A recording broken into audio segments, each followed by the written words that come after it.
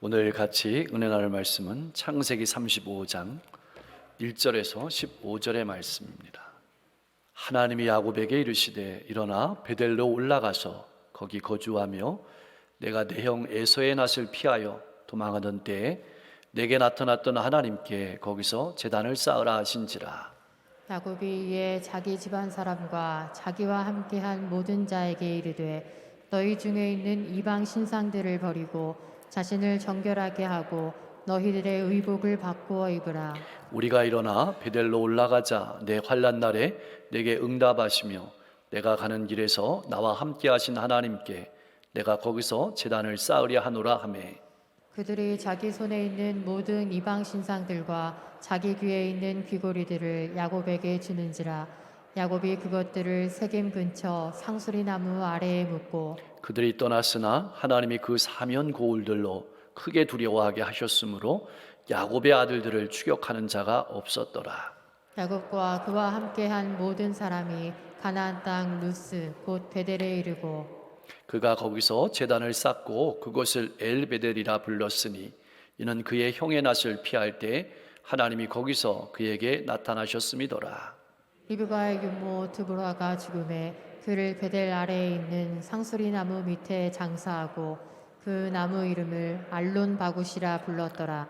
야곱이 밧담 아람에서 돌아오매 하나님이 다시 야곱에게 나타나사 그에게 복을 주시고 하나님이 그에게 이르시되 내 이름이 야곱이지만은 내 이름을 다시는 야곱이라 부르지 않겠고 이스라엘이 내 이름이 되리라 하시고 그가 그의 이름을 이스라엘이라 부르시고 하나님이 그에게 이르시되 나는 전능한 하나님이라 생육하며 번성하라.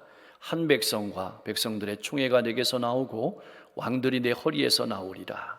내가 아브라함과 이삭에게 준 땅을 내게 주고 내가 내 후손에게도 그 땅을 주리라 하시고 하나님이 그와 말씀하시던 곳에서 그를 떠나 올라가시는지라. 야곱이 하나님이 자기와 말씀하시던 곳에 기둥 곧 돌기둥을 세우고 그 위에 전제물을 붓고 또 그 위에 기름을 붓고 하나님이 자기와 말씀하시던 곳의 이름을 베델이라 불렀더라. 아멘.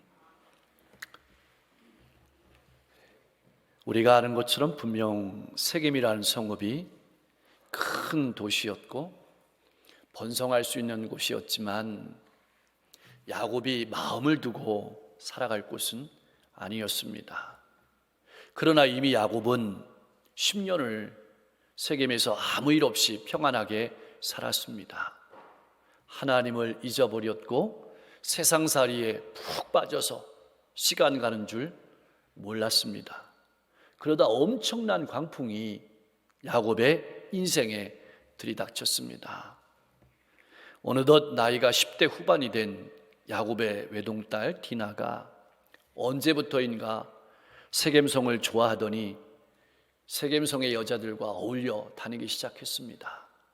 그러던 어느 날 세겜성에 놀러 갔다가 그 땅의 주장 세겜에게 성폭행을 당했습니다. 세겜은 디나를 사랑했고 아내로 삼고 싶어 했습니다. 이 사건도 엄청난 사건이죠. 그러나 정작 큰 문제는 이 사건보다 이 사건을 대하는 야곱과 자녀들이었습니다. 우선 야곱은 이 소식을 듣고 자식들이 들에서 돌아올 때까지 아무 말하지 않고 꾹 다물었습니다. 아들들도 모두 근심했고 감정이 폭발했습니다. 그때 이 세겜의 아버지 하몰이 세겜과 함께 와서 청혼을 요구하는 겁니다. 그때 야곱의 아들들은 청혼을 받아들이는 조건으로 할례를 받을 것을 요구했습니다. 물론 이것은 야곱의 아들들의 교활한 계획이었습니다. 그러나 이것을 모르는 세겜도 디나를 사랑해서만 아니라 야곱이 가진 재물이 탐이 나서 할례를 쉽게 수락했고 온 성읍 사람들이 할례를 받고 아파할 때 시몬과 레위가 칼을 차고 성읍을 기습해서 모든 남자를 죽이고 짐승과 재물을 노략했습니다. 그리고 사람들을 포로로 사로잡았습니다. 상상할 수 없는 사건이 벌어진 겁니다. 그런데 이거보다 더 놀라운 사건이 우리 앞에 나타납니다. 그것은 이 사건을 바라보는 야곱의 반응입니다. 야곱이 시몬과 레위를 책망하는데 그들의 만행을 책망하는 것이 아니고 그들이 이러한 잘못을 해서 자신과 자기 가족과 자기 재산이 다 날아가게 생겼다는 겁니다. 오직 자신의 생명과 자신의 재산밖에는 생각이 없었던 겁니다. 그럼 이 야곱의 아들들은 어땠을까요? 아버지를 꼭 닮았습니다. 자식들은 이렇게 대답합니다. 그가 우리 누이를 창녀처럼 대우하는 것이 옳습니까? 자신들의 잘못은 보이지 않고 자신들의 감정만 생각하는 것입니다. 이것이 지금까지 살아온 야곱의 인생이었습니다. 이것이 지금까지 살아온 자녀들의 인생이었습니다. 한마디로 하면 자기 자신밖에 모르는 인생을 살아왔던 겁니다. 사랑하는 성도 여러분, 지금까지 내 인생은 어떤 인생이었습니까? 나는 어떤 인생을 살아왔습니까? 내 인생은 야곱의 인생과 어떻게 다르고 내 자녀는 야곱의 인생과 어떻게 다릅니까? 이런 야곱을 바라보는 하나님 아버지의 마음이 어떠셨을까요? 저는 이 말씀을 몇 번씩이나 읽으면서 묵상하면서 제 나름대로 해석을 내렸습니다. 야곱은 하나님께서 그냥 가만히 내버려 두면 절대로 신앙할 사람이 아니다. 야곱에 대한 정의만은 아니겠죠. 저에 대한 정의이기도 합니다. 하나님께서 찾아와서 만나주시지 않았다면 이미 그는 이 세상에 없는 사람입니다. 그래서 신앙은 은혜입니다. 감사입니다. 이것은 우리 모두도 마찬가지입니다. 디나의 사건은 정신을 번쩍 들기도 했지만 동시에 눈앞을 캄캄하게 만들기도 했습니다. 바로 그때에 하나님께서 야곱을 찾아오셔서 그의 인생을 만나주시고 그의 삶을 새롭게 해주시는 장면이 오늘 본문의 말씀입니다. 이 시간 우리 인생을 찾아오셔서 우리 인생에 말씀하시는 장면이기도 한 겁니다. 사실 하나님께서는 야곱을 찾아오신 것이 이번이 처음이 아닙니다. 이번이 벌써 4번째입니다. 첫 번째 만나주신 것은 야곱이 형과 아버지를 속이고 장자의 축복을 빼앗은 후에 형과의 갈등이 생겼습니다. 그래서 형의 감정과 보복을 피해서 황급하게 외삼촌 라반의 집으로 도망하던 때였습니다. 이때 야곱의 나이가 70이 넘었습니다. 70이 넘도록 결혼도 못했죠. 재산도 없었습니다. 더군다나 앞길도 막막했습니다. 혼자 길을 걸어갔습니다. 가다가 해가 저물었습니다. 노숙합니다. 돌베개를 하고 누웠을 때 야곱의 마음이 어땠을까요? 아마 지나온 인생이 주마등처럼 지나갔을 것입니다. 눈에서는 눈물이 났을지 모릅니다. 그때 하나님께서 야곱의 그 자리로 찾아오셨어요. 두려움이 있죠. 처량함이 있죠. 앞날에 대한 염려가 가득한 그 현장 가운데 하나님이 찾아오셔서 만나주셨습니다. 내가 너와 함께한다. 내가 너를 지킨다. 내가 너를 인도한다. 내가 다시 너를 이 땅으로 돌아오게 할 것이다. 야곱은 하나님이 만나주신 그 만남에 힘을 얻어서 미래를 향해서 걸어갈 수 있었던 겁니다. 두 번째는 외삼촌 라반으로부터 가나안 땅으로 돌아가라고 명하실 때 만나주셨습니다. 세 번째는 가나안으로 돌아오는데 외삼촌의 문제는 해결됐지만 형 에서의 문제가 남았습니다. 근데 형과의 문제는 물질의 문제가 아니었습니다. 감정의 문제였습니다. 답답한 마음에 야복 나루터에서 하나님의 천사와 씨름했고 그때 이름이 바뀌었습니다. 야곱에서 이스라엘로 바뀐 겁니다. 남의 발꿈치를 잡는 인생 야곱에서 하나님과 교제하는 인생 이스라엘로 이름이 바뀐 것입니다. 그런데도 여전히 야곱의 삶에는 옛사람의 흔적이 고스란히 남아 있었던 것입니다. 그래서 세겜으로 내려간 것입니다. 이것이 인간입니다. 야곱은 이 세상을 살면서 이해 타산에는 악착스러웠습니다. 그러나 위기가 닥치면 하나님께 매어 달렸습니다. 삶이 조금만 평안해지면 다시 예전으로 돌아갔습니다. 자신의 감정과 생각으로 세상을 살아가는 육적인 사람이었습니다. 삶이 어렵지 않으면 하나님을 찾지 않았던 겁니다. 결국 엄청난 참사가 세겜에서 일어났습니다. 야곱은 변했을까요? 제가 이 질문을 설교를 준비하면서 쓰면서 제 마음이 참 가슴 아팠습니다. 야곱은 변했을까요? 나는 변했을까? 본문은 변하지 않는 야곱을 네 번째 만나주시는 장면입니다. 드디어 하나님께서 야곱의 인생에 개입하십니다. 1절 말씀은 모두 하나님께서 명령하시는 말씀입니다. 일어나라, 베델로 올라가라, 거기 거하라, 제단을 쌓으라. 일어나라는 말씀은 결단을 촉구하시는 말씀입니다. 더 이상 세겜에 앉아있지 말고 일어서라는 것입니다. 더 이상 세상에 앉아있지 말고 일어서라는 말씀입니다. 미래를 향해 나아가라는 결단의 촉구의 명령이십니다. 베델로 올라가라는 말씀은 높은 곳으로 올라가라는 말씀이 아닙니다. 그곳은 거룩한 곳으로 나아가라, 구별된 곳으로 나아가라는 하나님의 말씀입니다. 바로 하나님께로 나아가라는 명령인 것입니다. 인생의 문제가 해결될 곳은 하나님 앞이라는 것이죠. 인생을 주관하시는 분은 오직 하나님이시라는 것을 말씀한 겁니다. 베델은 하나님께서 만나주신 장소입니다. 그런데 이 만나주신 것이 한 번에 끝나고 과거의 기억이 돼서는 안 된다는 말입니다. 베델은 날마다 하나님과 교제하는 장소가 되어야 하고 하나님의 말씀을 듣는 장소가 되어야 합니다. 우리 신앙인이 있어야 될 장소는 바로 베델이라는 뜻입니다.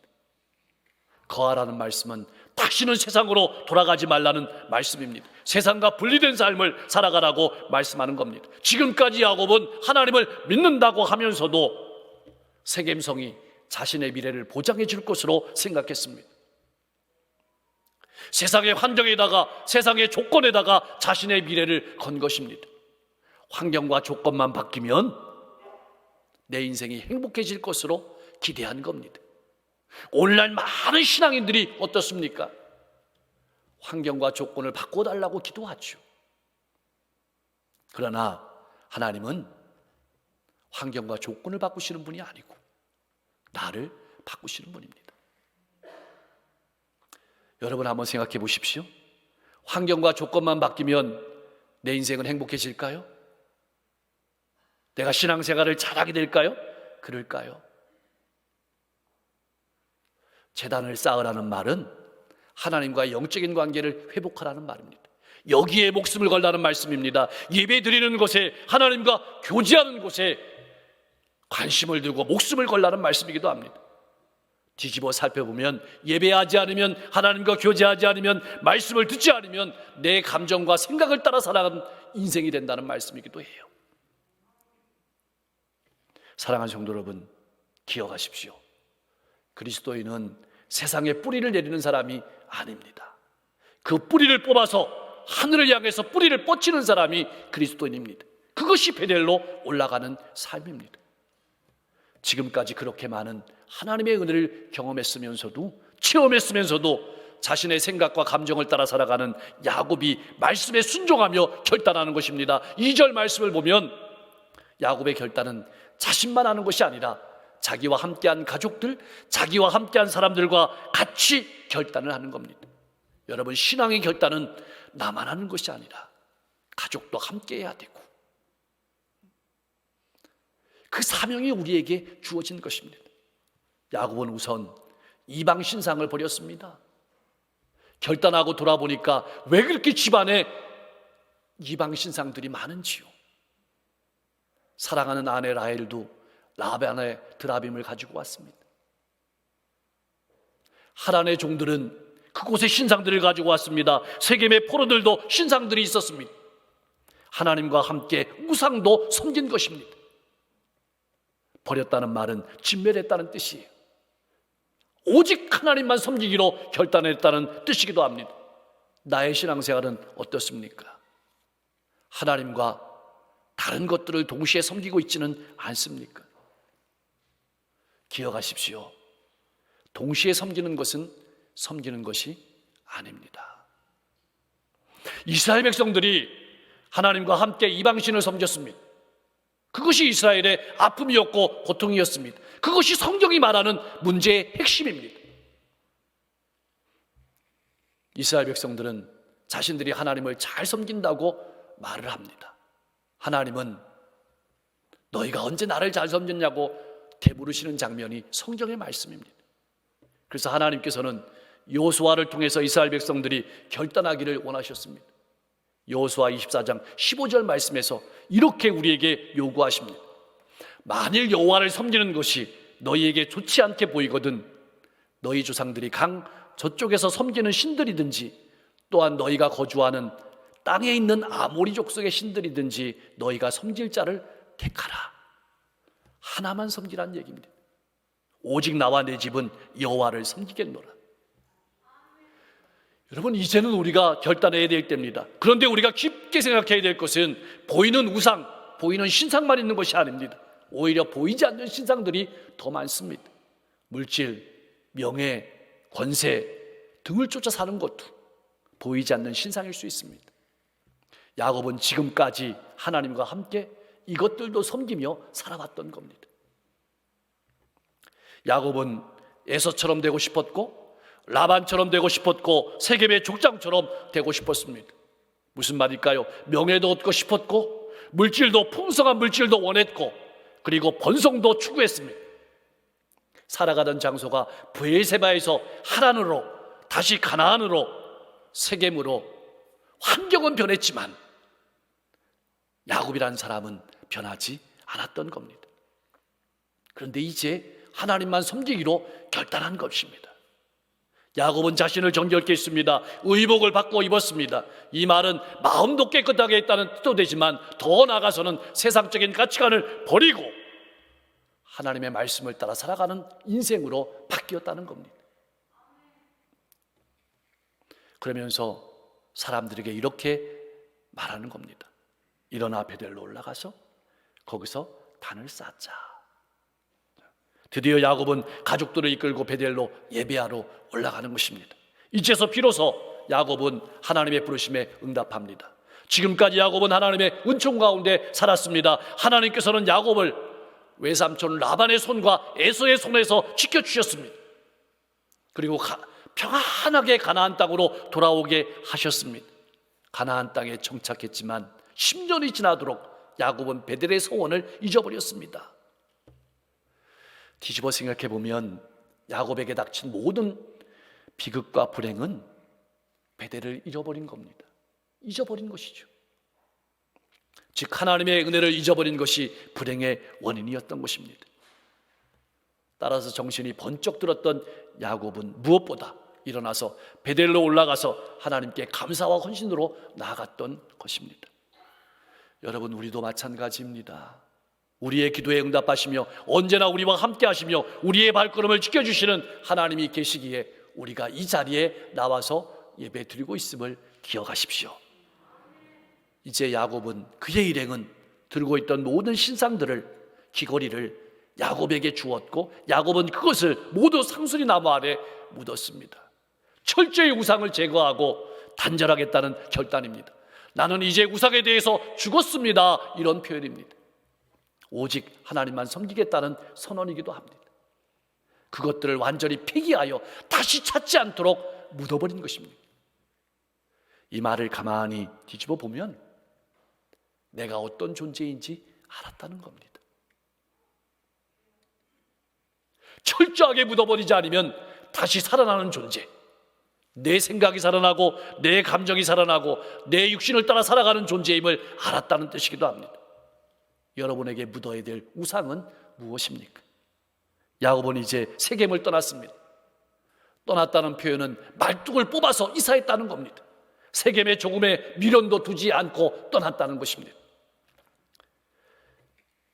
이 세상의 나그네 삶을 사는 우리 신앙인들도 마찬가지입니다. 이 세상의 죄악된 자리에서 과감하게 일어서야 합니다.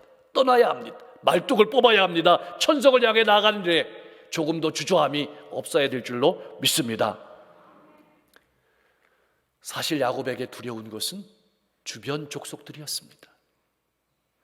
당시의 사람들은 부족 공동체였기 때문에 야곱에게 복수하는 것은 지극히 당연한 일이었습니다. 야곱은 죽은 운명이나 다름없었습니다. 그러나 하나님께서 일하셨습니다. 사방 고을들이 하나님을 두려워하게 했습니다. 여기서 우리가 기억해야 될 것은 우리 인생의 진정한 해결, 우리 인생의 진정한 문제의 해결은 오직 하나님께 있음을 깨달아야 합니다. 그래서 하나님 앞에 나가야 되는 것입니다. 아브라함이 결단하고 가나안을 향해서 발걸음을 옮겼을 때 하나님께서 그 걸음을 인도해 주셨습니다. 지켜주셨습니다. 가나안에 무사히 도착하도록 인도하신 것처럼 야곱이 결단하고 그 자리에서 일어설 때 야곱의 걸음을 인도해 주셨고 베델에 평안하게 도착하도록 하셨습니다. 야곱이 그곳 이름을 엘베델이라 불렀습니다. 이것은 불렀다는 표현보다는 신앙의 고백을 나타내는 것입니다. 무슨 말일까요? 내 인생에 가장 두렵고 외롭고 힘들고 고통스러울 때마다 내 자신을 지켜주신 하나님, 그리고 약속을 이루어주신 하나님을 믿음으로 고백하는 것입니다. 이것을 바울 사도의 고백을 빌리자면 나의 나 된 것은 내가 아니라 하나님의 은혜입니다. 이것이 엘베델이란 말에 담겨 있는 겁니다. 여러분, 나의 신앙 고백은 무엇입니까? 9절 말씀은 야곱을 이렇게 기록하고 있습니다. 야곱이 밧단 아람에서 돌아오매 이미 10여 년 전에 가나안으로 돌아왔지만 진정으로 돌아온 것은 지금이란 뜻입니다. 몸만 아니라 이제는 신앙으로 하나님 앞에 믿는 자로 돌아왔다는 뜻입니다. 이제는 우리가 믿음으로 하나님 앞에 돌아와 예배해야 될 차례입니다. 그러자 하나님께서는 야곱에게 다시 나타나셨습니다. 5번째죠. 그러면서 이런 축복을 하시는 겁니다. 첫째로는 다시는 야곱이라고 부르지 않고 이스라엘이라 부를 것이다. 이것은 무슨 말씀이냐면 꾀를 따라 살아가는 인생이 아니라 하나님과 교제하는 인생으로 만들어 주시겠다. 다시 말하면 하나님이 개입하셔서 야곱의 인생을 이끌어 가시겠다는 선언입니다. 두 번째로는 하나님께서 말씀하신 대로 반드시 이루신다는 약속의 말씀입니다. 하나님은 자신을 이렇게 말씀하셨습니다. 나는 전능한 하나님이다. 반드시 약속하신 것을 이루신다는 말씀이기도 하고 불가능을 가능으로, 절망을 소망으로 바꾸는 하나님이심을 야곱에게 말씀하신 것입니다. 그러니까 이 말은 걱정하지 마라, 두려워하지 마라, 실망하지 마라 라는 위로의 말씀입니다. 세 번째로는 생육하고 번성하게 되는 축복을 주신다고 말씀하셨습니다. 이것은 아브라함과 이삭에게 주셨던 축복의 말씀입니다. 이 말은 야곱이 아브라함과 이삭의 언약을 이어받을 사람임을 나타내는 것입니다. 이것은 우리가 그 언약을 이어받을 사람임을 나타내는 말이기도 합니다. 이 말은 이제 너는 크게 되라는 뜻입니다. 다시 말하면 야곱을 통해서 천하 만민을 복주시겠다는 말씀입니다. 이것이 오늘 우리에게 주신 약속의 말씀입니다. 우리를 통해서 하나님의 나라를 확장해 가시겠다는 말씀입니다. 네 번째로는 왕들이 야곱을 통해서 나겠다는 축복입니다. 이 말은 야곱의 후손으로 예수님께서 오신다는 말씀이기도 하고 성도들이 영원한 하늘나라에서 왕노릇하게 하시겠다는 말씀이기도 한 것입니다. 다섯 번째, 가나안 땅을 주시겠다는 약속을 하신 겁니다. 여러분, 가나안 땅은 사람의 노력으로 얻는 땅이 아닙니다. 하나님이 주시는 땅입니다. 이 말이 무슨 말일까요? 우리의 미래는, 우리의 앞길은 내 힘으로 얻는 것이 아니라는 것입니다. 하나님께서 열어주신다는 말씀이 여기에 들어있는 겁니다. 야곱은 이제 곧바로 돌기둥을 세웠습니다. 전제물을 부었습니다. 거기에 기름을 부었습니다. 이 말은 구원의 감격과 축복의 기쁨을 회복했다는 말씀입니다. 더 이상은 죄악된 세상에 휩쓸리지 아니하고 하나님의 말씀을 따라 살아가겠다는 의지적인 표현입니다. 전제물을 부었다는 것은 이제까지는 이기적으로 살아왔는데 나는 죽었다는 표현입니다. 내가 죽고 예수로 살겠다는 표현이고 다른 사람을 위해 살겠다는 헌신의 표현입니다. 기름을 부었다는 것은 이제는 기쁨으로 살겠다, 찬송하며 살겠다는 뜻입니다. 이제 야곱은 그 장소를 베델이라 부르면서 신앙을 새롭게 했습니다. 이제는 우리가 신앙을 새롭게 해야 될 차례입니다. 사랑하는 성도 여러분, 오늘 우리가 본문으로부터 확인해야 될 것은 무엇일까요? 지금까지 야곱은 보는 대로 살아왔습니다. 보이는 대로 인생을 살아왔습니다. 에서와 살 때는 에서처럼 되고 싶었고, 라반과 살 때는 라반처럼 되고 싶었고, 세겜에 살 때는 세겜의 족장처럼 살고 싶었습니다. 환경만 조금 바뀌었을 뿐이지 사람은 그대로였습니다. 본질은 변하지 않고 환경과 조건만 바뀌었을 뿐입니다. 내 인생은 어떻습니까? 야곱처럼 보는 대로 살아가고 있지는 않습니까? 바뀌어야 할 것은 환경과 조건이 아닙니다. 우리가 바뀌어야 합니다. 그런데 우리를 변화시킬 수 없다는 사실을 우리가 깨달아 알아야 합니다. 하나님께서 우리를 변화시키는 겁니다. 그것이 믿음입니다. 하나님께서 야곱의 인생을 찾아오셨습니다. 그리고 명령하십니다. 일어나라, 올라가라, 거주하라, 단을 쌓으라. 이제부터는 본격적으로 야곱의 인생에 개입하셔서 야곱의 인생을 이끌어 가시겠다, 믿음의 사람으로 세워 가시겠다, 통치하시겠다는 선언입니다. 이것은 우리를 향한 선언이기도 한 것입니다. 왜 그렇게 하시는 것일까요? 그렇게 하지 않으면 안 되기 때문입니다. 이것이 야곱의 인생입니다. 그런 존재가 바로 우리들입니다. 예수님의 보혈로 죄 씻음을 받고 구원을 얻었지만은 우리에겐 아직까지도 옛사람의 흔적이 많이 남아 있습니다. 탐욕, 음란, 혈기 등 해결하지 않은 것들이 너무 많습니다. 그래서 하나님께서 이 시간 우리를 찾아와 주셔서 만나 주시는 것입니다. 말씀하시는 것입니다. 개입하시는 것입니다. 왜냐하면 그래야만 되기 때문입니다. 우리는 하나님께서 우리를 만나 주시지 않으시면 회개할 능력조차 없는 존재임을 기억하십시오. 믿음은 내 힘으로 하는 것이 아니라는 것을 분명히 아시기 바랍니다. 하나님을 만나는 것이 한 번의 추억이 돼서는 안 됩니다. 날마다 만나야 합니다. 교제해야 합니다. 동행해야 합니다. 여러분이 믿는 하나님은 어떤 분이십니까? 우리의 손과 발을 묶어서라도 데려가시는 분입니다. 그래서 감사한 겁니다. 그래서 은혜입니다. 그래서 찬송하는 것입니다. 이제는 우리가 일어나야 합니다. 하나님과 만나는 베델로 올라가야 합니다. 하나님이 기뻐하시는 삶을 살아야 합니다. 그리고 예배의 자리로 나아가야 합니다. 그때 하나님께서 역사하십니다. 미래를 열어주십니다. 축복하십니다. 이번 한가위가 그런 가정의 축복이 열리는 복된 장소가, 복된 시간이 될 수 있기를 소망합니다. 사랑하는 성도 여러분,